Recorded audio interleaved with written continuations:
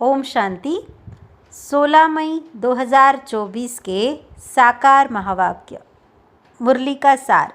मीठे बच्चे, अपने को सुधारने के लिए अटेंशन दो, दैवी गुण धारण करो।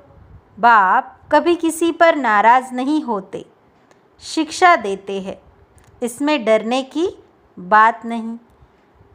प्रश्न: बच्चों को कौन सी एक स्मृति रहे तो टाइम वेस्ट न करें? उत्तर: यह संगम का समय है, बहुत ऊंची लॉटरी मिली है। बाप हमें हीरे जैसा देवता बना रहे हैं।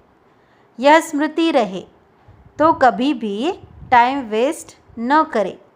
यह नॉलेज सोर्स ऑफ इनकम है, इसलिए पढ़ाई कभी मिस न हो।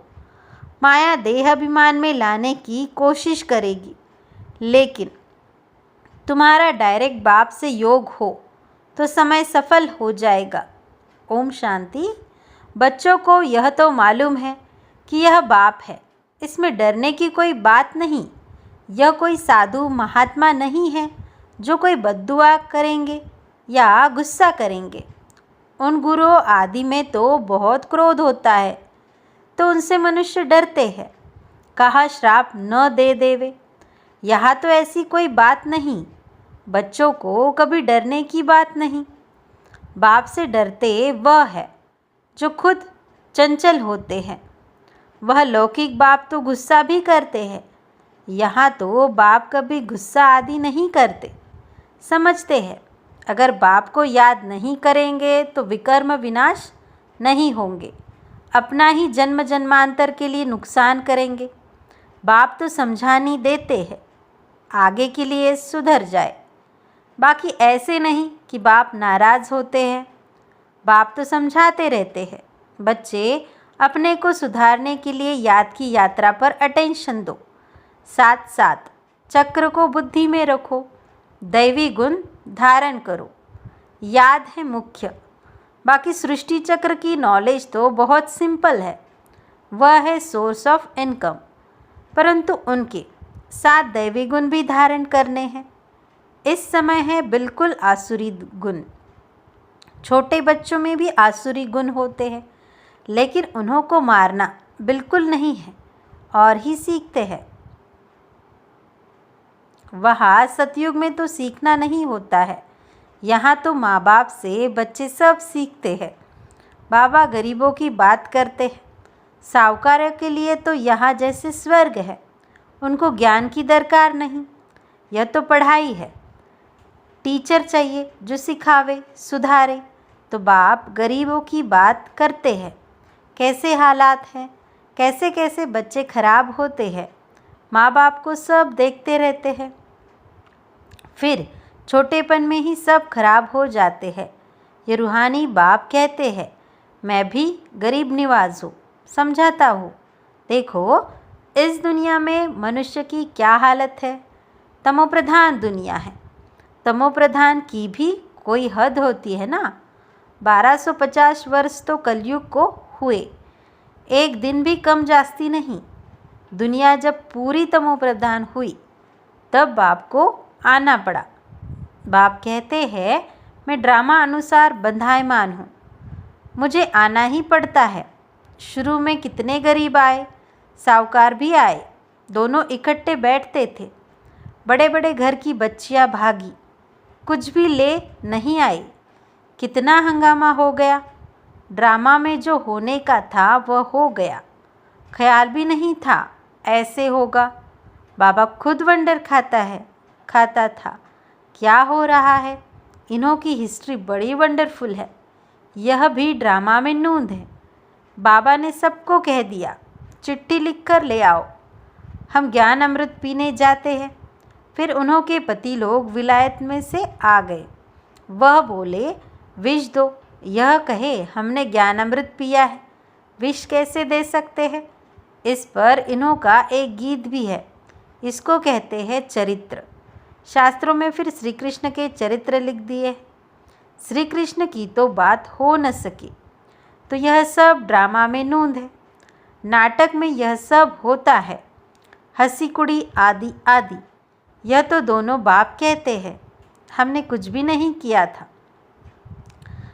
यह तो ड्रामा का खेल चल रहा है। छोटे छोटे बच्चे आ गए, अभी वह कितने बड़े बड़े हो गए हैं। बच्चों के कितने वंडरफुल नाम संदेश पुत्रियाँ ले आई, फिर जो उनसे भाग गए उनका वह नाम तो है ही नहीं। फिर पुराना नाम शुरू हो गया, इसलिए ब्राह्मणों की माला होती नहीं। तुम्हारे पास कुछ भी नहीं है। पहले माला फेरते थे, अभी तुम माला के दाने बनते हो। वहाँ भक्ति होती नहीं। यह नॉलेज है समझने की, है भी सेकंड की नॉलेज। फिर उनको कहते हैं ज्ञान का सागर। सारा सागर शाही बनाओ, जंगल कलम बनाओ तो भी पूरा हो न सके। और फिर है सेकंड की बात। अल्प को जान गए हो तो बादशाही ज़रूर मिलनी चाहिए। तो वह अवस्था ज़माने में अर्थात पतित से पावन होने में मेहनत है। बाप कहते हैं अपने को आत्मा समझ मुझ बेहद, अपने बेहद के बाप को याद करो, इसमें है मेहनत। तदबीर कराने वाला टीचर तो है, परंतु किसकी तकदीर में नहीं है तो टीचर भी क्या करे। टीचर तो पढ़ाएंगे, ऐसे तो नहीं रिश्वत लेकर पास कर देंगे। यह तो बच्चे समझते हैं। यह बाप दादा दोनों इकट्ठे हैं। ढेर बच्चियों की चिट्ठियाँ आती है बाप दादा के नाम पर। शिव बाबा केयर ऑफ प्रजापिता ब्रह्मा। बाप से वर्षा लेते हो इस दादा द्वारा। त्रिमूर्ति में है, ब्रह्मा द्वारा स्थापना कराते हैं। ब्रह्मा को क्रिएटर नहीं कहेंगे, बेहद का क्रिएटर तो वह बाप ही है। प्रजापिता ब्रह्मा भी बेहद का बाप हो गया। प्रजापिता ब्रह्मा है तो बहुत प्रजा हो जाएगी। सब कहते हैं ग्रेट ग्रेट ग्रैंडफादर। शिव बाबा को ग्रेट ग्रेट ग्रैंडफादर नहीं कहेंगे, वह तो सभी आत्माओं का बाप हो गया। आत्माएं सभी भाई भाई है, फिर भाई बहन होते हैं। बेहद के सीजरे का हेड प्रजापिता ब्रह्मा हो गया। जैसे बिरादरी का सीजरा होता है ना, यह है बेहद का सीजरा। आदम और बीवी, एडम और ईव, इसको कहते हैं। ब्रह्मा सरस्वती को कहेंगे। अब सीजरा तो बहुत बड़ा हो गया, सारा झाड़ जर्जरीभूत हो गया, फिर नया चाहिए। इनको कहा जाता है वैरायटी धर्मों का झाड़। वैरायटी फीचर से एक न मिले दूसरे से, हर एक की एक्टिविटी का पार्ट एक न मिले दूसरे से। यह बहुत गुह्य बातें हैं। छोटी बुद्धि वाले तो समझ न सके, बहुत मुश्किल है। हम आत्मा छोटी बिंदी है, परमपिता परमात्मा भी छोटी बिंदी है। यह बाजू में आकर बैठते हैं। आत्मा कोई छोटी बड़ी नहीं होती है। बाप दादा दोनों इकट्ठा पार्ट बड़ा वंडरफुल है। बाबा ने यह रथ बड़ा अनुभवी लिया है। बाबा खुद समझाते हैं यह भाग्यशाली रथ है। इस मकान अथवा रथ में आत्मा बैठी है। हम ऐसे बाप को किराए पर अपना मकान व रथ देवे तो क्या समझते हो। इसके लिए इनको भाग्यशाली रथ कहा जाता है। इसमें बाप बैठ तुम बच्चों को हीरे जैसा देवता बनाते हैं। आगे थोड़ी ही समझते थे, बिल्कुल तुच्छ बुद्धि थे। अभी तुम बच्चे समझते हो तो फिर अच्छी रीति पुरुषार्थ भी करना चाहिए। टाइम वेस्ट नहीं करना चाहिए। स्कूल में टाइम वेस्ट करने से नापास हो जाएंगे। बाप तुमको बहुत बड़ी लॉटरी देते हैं। कोई राजा के घर जन्म लेते हैं तो जैसे कि लॉटरी मिली ना, कंगाल है तो उनको लॉटरी थोड़ी कहेंगे। यह है सबसे ऊंची लॉटरी। इसमें टाइम वेस्ट नहीं करना चाहिए। बाबा जानते हैं माया की बॉक्सिंग है। घड़ी घड़ी माया देह अभिमान में लाती है। तुम्हारा बाप के साथ डायरेक्ट योग है। सम्मुख बैठे हैं ना, इसलिए यहाँ रिफ्रेश होने आते हो ड्रामा अनुसार। बाप कहते हैं मैं तुमको जो समझाता हूँ वह धारण करना है। यह ज्ञान भी तुमको अभी मिलता है, फिर प्रायलोप हो जाता है। ढेर आत्माएं चली जाती है शांति धाम। फिर आधा कल्प के बाद भक्ति मार्ग शुरू होता है। आधा कल्प से तुम वेद शास्त्र पढ़ते आए, भक्ति करते आए हो। अब मूल बात समझाई जाती है कि तुम बाप को याद करो तो जन्म जन्मांतर के विकर्म विनाश हो। यह नॉलेज है, सोर्स ऑफ इनकम। इसमें तुम पद्मापदम भाग्यशाली बनते हो, स्वर्ग के मालिक बनते हो। वहाँ तो सब सुख है। बाप याद दिलाते हैं तुमको स्वर्ग में कितने अपार सुख दिए हैं। तुम विश्व के मालिक थे, फिर सब गवा दिया। तुम रावण के गुलाम बन गए हो। राम और रावण का कितना यह वंडरफुल खेल है। यह फिर भी होगा, अनादि बना बनाया खेल है। स्वर्ग में तुम एवर हेल्दी वेल्दी रहते हो। यहाँ मनुष्य को हेल्दी बनाने के लिए कितना खर्चा करते हैं, वह भी एक जन्म के लिए। तुमको आधा कल्प एवर हेल्दी बनने में क्या खर्चा होता है? एक नया पैसा भी नहीं। देवता एवर हेल्दी है ना। तुम यहाँ आए ही हो एवर हेल्दी बनने के लिए। एक बाप के बिगर सर्व को एवर हेल्दी और कोई बना न सके। तुम अभी सर्वगुण संपन्न बन रहे हो। अभी तुम संगम पर हो। बाप तुमको नई दुनिया का मालिक बना रहे हैं। ड्रामा प्लान अनुसार जब तक ब्राह्मण न बने तब तक देवता बन न सके। जब तक पुरुषोत्तम संगम युग पर बाप से पुरुषोत्तम बनने न आए तो देवता बन न सके। अच्छा, आज बाबा ने रूहानी ड्रिल भी सिखाई, नॉलेज भी सुनाई, बच्चों को सावधान भी किया। गफलत नहीं करो, उल्टा सुल्टा बोलो भी नहीं, शांति में रहो और बाप को याद करो। अच्छा, मीठे मीठे सिकिल दे बच्चों प्रति माता पिता बाप दादा का याद प्यार और गुड मॉर्निंग। रूहानी बाप की रूहानी बच्चों को नमस्ते। धारणा के लिए मुख्य सार। विकर्म विनाश कर स्वयं को सुधारने के लिए याद की यात्रा पर पूरा अटेंशन देना है। दैवी गुण धारण करने हैं। दूसरा, देवता बनने के लिए संगम युग पर पुरुषोत्तम बनने का पुरुषार्थ करना है। गफलत में अपना टाइम वेस्ट नहीं करना है। आज का वरदान, ज्ञान के श्रेष्ठ खजानों को महादानी बन दान करने वाले मास्टर ज्ञान सागर भव। अर्थ, जैसे बाप ज्ञान का सागर है, ऐसे मास्टर ज्ञान सागर बन सदा औरों को ज्ञान दान देते रहो। ज्ञान का कितना श्रेष्ठ खजाना आप बच्चों के पास है। उसी खजाने से भरपूर बन याद के अनुभवों से औरों की सेवा करो। जो भी खजाने मिले हैं, महादानी बन उनका दान करते रहो, क्योंकि यह खजाने जितना दान करेंगे उतना और भी बढ़ते जाएंगे। महादानी बनना अर्थात देना नहीं बल्कि और भी भरना।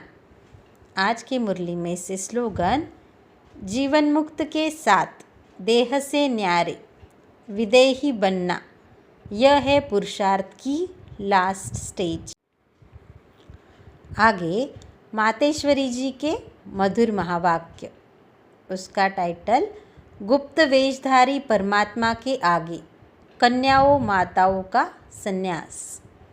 अभी दुनियावी मनुष्यों को यह विचार तो आना चाहिए कि इन कन्याओं माताओं ने संन्यास क्यों लिया है। यह कोई हठ योग कर्म संन्यास नहीं है, परंतु बिल्कुल सहज योग, राजयोग, कर्मयोग संन्यास जरूर है। परमात्मा खुद आए, जीते जी देह सहित देह के सभी कर्मेंद्रियों का मन से संन्यास करता है, अर्थात 5 विकारों का संपूर्ण संन्यास करना जरूर है। परमात्मा आए, कहता है दे दान तो छूटे ग्रहण। अब माया का यह ग्रहण जो आधा कल्प से लगा हुआ है, इससे आत्मा काली पतित बन गई है। उनको फिर से पवित्र बनना है। देखो देवताओं की आत्माएं कितनी पवित्र है और चमत्कारी है। जब सोल पवित्र है तो धन भी निरोगी तन भी निरोगी पवित्र हो मिलता है। यह भी संन्यास तब हो सकता है जब पहले कुछ चीज़ें मिलती है। गरीब का बालक साहूकार की गोद में जाता है तो ज़रूर कुछ दे गोद लेता है, परंतु साहूकार का बालक गरीब की गोद में नहीं जा सकता। तो यहाँ यह कोई अनाथ आश्रम नहीं है। यहाँ तो बड़े बड़े धनवान, कुलवान, माताएं, कन्याएं हैं जिन्हों को दुनियावी लोग अब भी चाहते हैं कि घर में वापस आ जाए, परंतु इन्होंने क्या प्राप्त किया जो उस मायावी धन पदार्थ अर्थात सर्वंश संन्यास कर किया है। तो ज़रूर उनसे उन्हों को जास्ती सुख शांति की प्राप्ति हुई, तभी तो उस धन को पदार्थ को ठोकर मार दी है। जैसे राजा गोपीचंद ने अथवा मीरा ने रानी पने का अथवा राजाई का संन्यास कर लिया। यह है ईश्वरीय अतीन्द्रिय अलौकिक सुख, जिसके आगे वो दुनियावी पदार्थ तुच्छ है। उन्हों को यह पता है कि इस मरजीवा बनने से हम जन्म जन्मांतर के लिए अमरपुरी की बादशाही प्राप्त कर रहे हैं, तभी भविष्य बनाने वाला पुरुषार्थ कर रहे हैं। परमात्मा का बनना माना परमात्मा का हो जाना, सब कुछ उसको अर्पण कर देना, फिर वो रिटर्न में अविनाशी पद दे देता है। तो यह मनोकामना परमात्मा ही आकर इस संगम समय पर पूर्ण करता है, क्योंकि अपन जानते हैं कि विनाश ज्वाला में तन मन धन सहित सब भस्मीभूत हो जाएगा। तो क्यों न परमात्मा अर्थात सफल करे। अब यह राज भी समझना है कि जब सब विनाश होना है तो हम भी लेकर क्या करें। हमको कोई सन्यासियों के मुवाफिक मंडलेश्वर के मुवाफिक यहाँ महल बनाए नहीं बैठना है, परंतु ईश्वर अर्थ बीज बोने से वहाँ भविष्य जन्म जन्मांतर इनका बन जाना है। यह है गुप्त राज। प्रभु तो दाता है, एक देवे सो पावे, परंतु इस ज्ञान में पहले सहन करना पड़ता है। जितना सहन करेंगे उतना अंत में प्रभाव निकलेगा, इसलिए अभी से लेकर पुरुषार्थ करो। अच्छा, ओम शांति।